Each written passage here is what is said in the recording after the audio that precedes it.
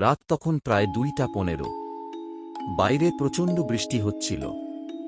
মাঝে মাঝে আকাশে বিদ্যুৎ চমকাচ্ছিল। আর পুরো গ্রামের বিদ্যুৎ চলে গিয়েছিল। ঢাকার এক কলেজ ছাত্র নাইম ঈদের ছুটিতে তার গ্রামের বাড়িতে গিয়েছিল। গ্রামটা ছিল খুব নিরিবিলি। চারপাশে বড় বড় গাছ, আর বাড়ির পিছনে ছিল একটা পুরনো বাঁশঝাড়। নাইম ছোটবেলা থেকেই শুনত ওই বাঁশঝাড়ে রাতে নাকি কিছু দেখা যায়। কেউ বলতো জিন, কেউ বলতো অপদেবতা, কিন্তু নাইম এসব বিশ্বাস করত না। সেদিন রাতে সবাই ঘুমিয়ে পড়ার পর হঠাৎ নাইমের ফোনে নেটওয়ার্ক চলে যায়। সে বিরক্ত হয়ে বাড়ির বাইরে বের হল, কারণ উঠানের এক কোণায় নেট একটু ভালো পাওয়া যেত। বৃষ্টি তখনও পড়ছে, চারপাশ একদম নিস্তব্ধ। হঠাৎ বাঁশঝাড়ের দিক থেকে একটা শব্দ এলো, খস খস খস। নাইম প্রথমে ভাবল বিড়াল বা কুকুর হবে, কিন্তু কয়েক সেকেন্ড পর সে দেখল অন্ধকারের মধ্যে সাদা কাপড় পরা একটা লম্বা মানুষ দাঁড়িয়ে আছে। মানুষটার মুখ দেখা যাচ্ছিল না, শুধু দাঁড়িয়ে ছিল, একদম নড়াচড়া ছাড়া। নাইম ভয় পেলেও নিজেকে সামলে বলল, কে ওখানে? কোনো উত্তর নেই। হঠাৎ বিদ্যুৎ চমকালো, আর সেই আলোয় নাইম দেখল ওটার পা উল্টো দিকে ঘোরানো। তার বুকের ভিতরটা কেঁপে উঠল। সে ধীরে ধীরে পিছিয়ে আসতে লাগল, কিন্তু তখনই ওই জিনিসটা মানুষের মতো গলায় ডাক দিল, নাইম। নাইম জমে গেল, কারণ সে গ্রামের কাউকে নিজের আসার খবর দেয়নি। তার নাম ওটা জানল কিভাবে? হঠাৎ চারপাশের বাতাস ঠান্ডা হয়ে গেল, এত ঠান্ডা যেন বরফের ভিতর দাঁড়িয়ে আছে। তার ফোনের স্ক্রিন নিজে নিজে জ্বলে উঠল। স্ক্রিনে শুধু একটা লেখা, পিছনে তাকাস না। নাইম কাঁপতে কাঁপতে দাঁড়িয়ে রইল। ঠিক তখনই তার কানের কাছে কেউ খুব আস্তে ফিসফিস করে বলল, তুই দেরি করে ফেলছিস। নাইম ভয় পেয়ে পিছনে তাকাল, আর তাকিয়েই দেখল তার একদম পেছনে দাঁড়িয়ে আছে একটা ভয়ঙ্কর কালো মুখ। চোখ দুটো পুরো সাদা, মুখ অস্বাভাবিক বড়, আর দাঁতগুলো মানুষের মতো না। জিনিসটা ধীরে ধীরে হাসতে লাগল, হি হি হি হি। নাইম চিৎকার করে দৌড় দিল। সে দৌড়ে ঘরের দরজায় এসে ধাক্কা মারতে লাগল, দরজা খোলো, দরজা খোলো। কিন্তু ভিতর থেকে কেউ সাড়া দিচ্ছিল না। ঠিক তখনই সে বুঝতে পারল বাড়ির সব আলো নিভে গেছে। চারপাশ একদম চুপ, এমনকি বৃষ্টির শব্দও নেই। পুরো পৃথিবী যেন থেমে গেছে। হঠাৎ তার পিছন থেকে আবার সেই গলা, নাইম। সে ধীরে ধীরে পিছনে তাকাল, আর যা দেখল, ওই সাদা কাপড় পরা জিনিসটা এবার মাটিতে দাঁড়িয়ে নেই। ওটা বাতাসে ভাসছে, আর ধীরে ধীরে তার দিকে এগিয়ে আসছে। নাইম কাঁদতে শুরু করল। সে চোখ বন্ধ করে আয়াতুল কুরসি পড়তে লাগল। হঠাৎ চারপাশে প্রচণ্ড বাতাস শুরু হল। বাঁশঝাড়গুলো জোরে জোরে নড়তে লাগল। তারপর সবকিছু একদম শান্ত। নাইম চোখ খুলে দেখল সে উঠানের মাঝখানে পড়ে আছে। ভোর হয়ে গেছে। তার মা পাশে বসে কাঁদছে। মা বলল, তুই রাতে বাইরে গেলি কেন? তোরে আমরা বাঁশঝাড়ের পাশে অজ্ঞান অবস্থায় পাইছি। নাইম কিছু বলল না, কিন্তু যাওয়ার আগে সে শেষবার বাঁশঝাড়টার দিকে তাকিয়েছিল। আর তখন বাঁশের ফাঁক দিয়ে সে স্পষ্ট দেখেছিল সাদা চোখওয়ালা একটা মুখ, এখনো তার দিকে তাকিয়ে হাসছে। এই ঘটনাটা ঘটেছিল কুমিল্লার একটা ছোট গ্রামে। গ্রামটা খুব শান্ত ছিল। দিনে সবকিছু স্বাভাবিক, কিন্তু রাত হলেই মানুষজন দ্রুত ঘরে ঢুকে যেত, কারণ গ্রামের পুরনো মসজিদের পিছনে একটা পরিত্যক্ত কুয়ো ছিল। লোকজন বলতো ওই কুয়োর ভিতরে কেউ থাকে। অনেক বছর আগে নাকি এক হুজুর সেখানে কিছু বন্ধ করে রেখেছিল। তারপর থেকে রাতে ওই জায়গা থেকে অদ্ভুত শব্দ আসত। কেউ কান্নার শব্দ শুনত, কেউ আবার ফিসফিসানি। কিন্তু গ্রামের কয়েকজন যুবক এসব বিশ্বাস করত না। তাদের মধ্যে সবচেয়ে সাহসী ছিল রাফি। রাফি সবসময় বলত, জিন টিন কিছু না, মানুষ ভয় পেয়ে এসব বানায়। এক রাতে রাফি আর তার 3 বন্ধু ঠিক করল, ওরা গিয়ে ওই কুয়োর ভিডিও করবে। রাত তখন প্রায় 1টা। আকাশে চাঁদ ছিল না, চারপাশে শুধু ঝিঁঝি পোকার শব্দ। 4 জন টর্চ নিয়ে মসজিদের পিছনে গেল। পুরনো কুয়োটা গাছপালার মধ্যে ঢাকা ছিল, চারপাশ এত অন্ধকার, মনে হচ্ছিল আলো পর্যন্ত ভয় পাচ্ছে। রাফি হাসতে হাসতে বলল, আজ দেখি কোন জিন আসে। তার বন্ধু সিয়াম একটু ভয় পাচ্ছিল। সে বলল, দোস্ত, জায়গাটা ভালো লাগতেছে না। ঠিক তখনই কুয়োর ভিতর থেকে একটা শব্দ এলো, টুপ। মনে হলো কেউ পানি ছুঁড়ল। সবাই চুপ হয়ে গেল। রাফি টর্চ মেরে ভিতরে তাকাল, কিন্তু নিচে শুধু অন্ধকার। হঠাৎ ওদের পিছনে থাকা গাছের ডাল নিজে নিজে নড়তে শুরু করল। বাতাস ছিল না, তবুও ডালগুলো অস্বাভাবিকভাবে কাঁপছিল। সিয়াম ভয় পেয়ে বলল, চল ফিরে যাই। রাফি এবার একটু সিরিয়াস হল, কারণ সে স্পষ্ট শুনতে পেল কেউ খুব আস্তে কুয়োর ভিতর থেকে বলছে, নামো। 4 জন একে অপরের দিকে তাকাল। রাফি জোরে বলল, কে? কয়েক সেকেন্ড নীরবতা। তারপর একটা শিশু মেয়ের গলা, আমাকে বের করো।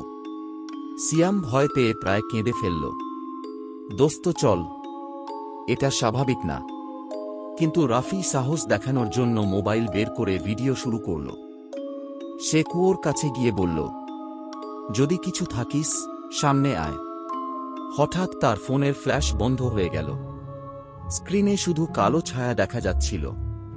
তারপর ভিডিওর ভিতর একটা মুখ দেখা গেল, সাদা, চোখ নেই, শুধু কালো ফাঁকা গর্ত। রাফি ভয় পেয়ে ফোন ফেলে দিল। ঠিক তখনই কুয়োর ভিতর থেকে প্রচণ্ড দুর্গন্ধ বের হতে লাগল। মনে হচ্ছিল পচা কিছু অনেকদিন ধরে ভিতরে পড়ে আছে। হঠাৎ ওরা শুনল কেউ খুব দ্রুত কুয়োর ভিতরে দৌড়াচ্ছে। কিন্তু সেটা অসম্ভব, কারণ কুয়োর ভিতরে তো জায়গাই নেই। ধূপ ধূপ ধূপ শব্দটা দ্রুত উপরে উঠতে লাগল। তারপর একটা কালো হাত কুয়োর মুখের উপর উঠল। হাতটা মানুষের মতো ছিল না, আঙুলগুলো অস্বাভাবিক লম্বা। সিয়াম চিৎকার দিয়ে দৌড় দিল। বাকি সবাইও পালাতে শুরু করল। কিন্তু রাফি হঠাৎ থেমে গেল, কারণ সে শুনল তার মায়ের গলা তাকে ডাকছে, রাফি, এইদিকে আয়। সে অবাক হয়ে পিছনে তাকাল। কুয়োর পাশে তার মা দাঁড়িয়ে আছে, সাদা কাপড় পরা। কিন্তু সমস্যা হল, তার মা তো তখন বাসায়। রাফির বুক ঠান্ডা হয়ে গেল। মহিলাটা ধীরে ধীরে মাথা তুলল। আর তখন রাফি দেখল ওটার মুখে কোনো চোখ নেই, শুধু অন্ধকার। তারপর ওটা অস্বাভাবিকভাবে হাসতে শুরু করল, হি হি হি হি। রাফি দৌড় দিতে গেল, কিন্তু তার পা নড়ছিল না। মনে হচ্ছিল কেউ নিচ থেকে ধরে রেখেছে। হঠাৎ কুয়োর ভিতর থেকে শত মানুষের ফিসফিসানি শোনা গেল, নামো নামো নামো। চারপাশের গাছগুলো কাঁপতে লাগল। মসজিদের মাইকে হঠাৎ নিজে নিজে আজানের শব্দ ভেসে উঠল। আর সেই মুহূর্তেই সব শব্দ থেমে গেল। রাফি মাটিতে পড়ে অজ্ঞান হয়ে যায়। পরদিন সকালে গ্রামের মানুষ তাকে মসজিদের পিছনে অচেতন অবস্থায় খুঁজে পায়। তার শরীরে অদ্ভুত কালো দাগ ছিল।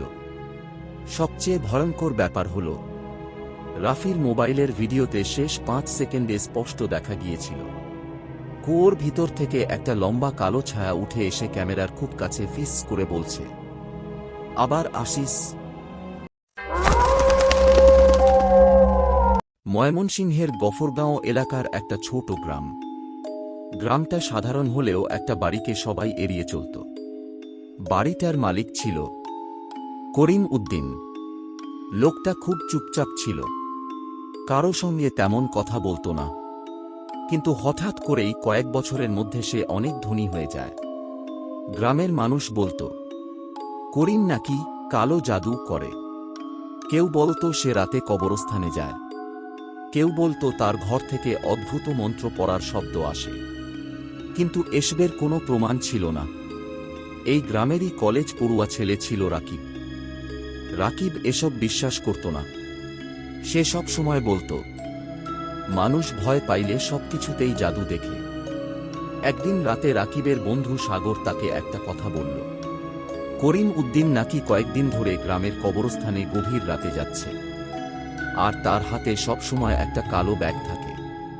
রাকিব ঠিক করল সে সত্যিটা দেখবে।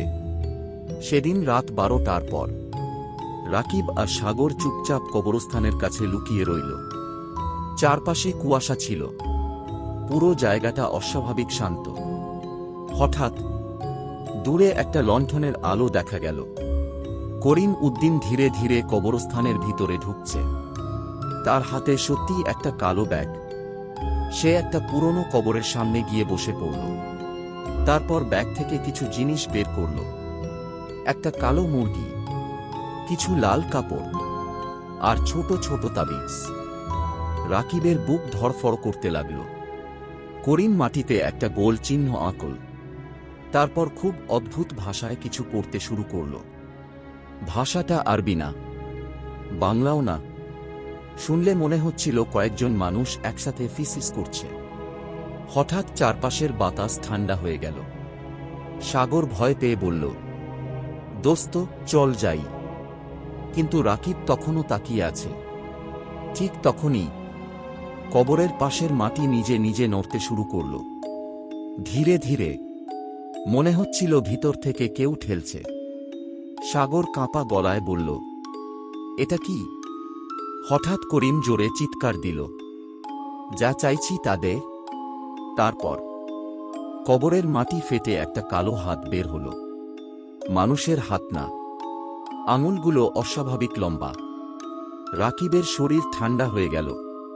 করিম তখন একটা তাবিজ ওই হাতের দিকে বাড়িয়ে দিল। আর সেই মুহূর্তে চারপাশের সব কুকুর একসাথে চিৎকার শুরু করল।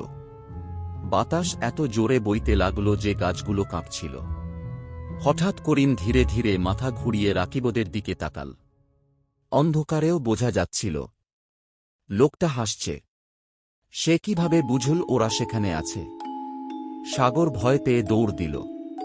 রাকিবও পিছনে দৌড়াতে শুরু করল। কিন্তু কিছু দূর যাওয়ার পর সে বুঝল সাগরের শব্দ নেই। সে পিছনে তাকাল, সাগর নেই, চারপাশ শুধু কুয়াশা। ঠিক তখনই তার কানের কাছে কেউ খুব আস্তে বলল, পিছনে তাকাস না। রাকিব জমে গেল, কারণ গলাটা সাগরের। কিন্তু সাগর তো সামনে ছিল। তারপর সে অনুভব করল তার ঘাড়ের কাছে কেউ নিঃশ্বাস ফেলছে, বরফের মতো ঠান্ডা। রাকিব ধীরে ধীরে পিছনে তাকাল আর দেখল করিম তার একদম পিছনে দাঁড়িয়ে। কিন্তু তার চোখ পুরো কালো, একদম কালো, কোনো সাদা অংশ নেই। তার হাতে সেই তাবিজ, আর তাবিজটা নিজে নিজে নড়ছে। করিম ফিসফিস করে বলল, দেখে ফেলছিস, এখন তোরে ছাড়বে না। হঠাৎ রাকিবের মাথা ঘুরতে শুরু করল। চারপাশের শব্দ বদলে গেল। মনে হচ্ছিল শত মানুষ একসাথে কান্না করছে। তারপর সে অজ্ঞান হয়ে যায়। পরদিন সকালে গ্রামের লোকজন তাকে কবরস্থানের পাশে পড়ে থাকতে দেখে। তার গলায় একটা কালো দাগ ছিল, ঠিক যেন কেউ শক্ত করে কিছু পেঁচিয়ে ধরেছিল। সবচেয়ে ভয়ঙ্কর ব্যাপার হল রাকিবের পকেটে একটা তাবিজ পাওয়া যায়, কালো কাপড়ে মোড়ানো। কেউ জানত না সেটা সেখানে কিভাবে এলো। গ্রামের এক বৃদ্ধ হুজুর তাবিজটা দেখে ভয় পেয়ে বলেছিলেন, এটা মানুষের জন্য বানানো না। তারপর থেকে রাকিব নাকি মাঝরাতে ঘুম থেকে উঠে একই কথা বলতো, ওরা এখনো কবরের নিচে আছে।